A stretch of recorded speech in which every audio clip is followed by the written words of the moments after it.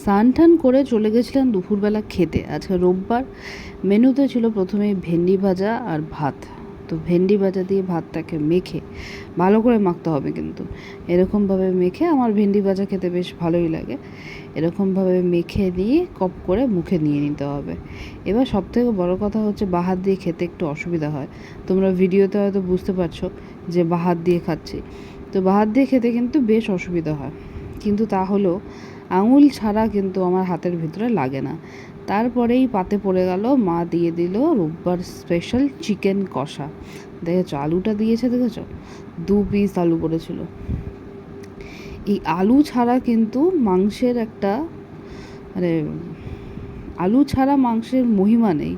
এবার ভাত দিয়ে এরকমভাবে ঝোলটা দিয়ে মেখে আলুটা এরকমভাবে নিয়ে বেশ ভালো করে আলুটা দিয়ে এরকম চটকে ভাতটা মেখে নিয়ে কিন্তু এরকম একটা গরস মুখে তোমার নিয়ে নিতে হবে।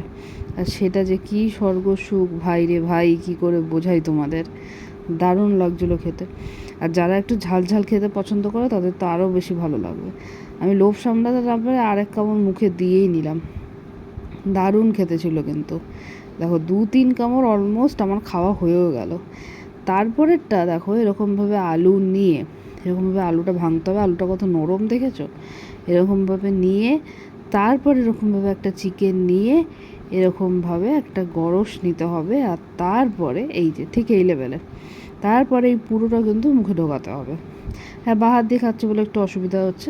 যাই হোক, ভালো লাগলে লাইক করতে ভুলো না।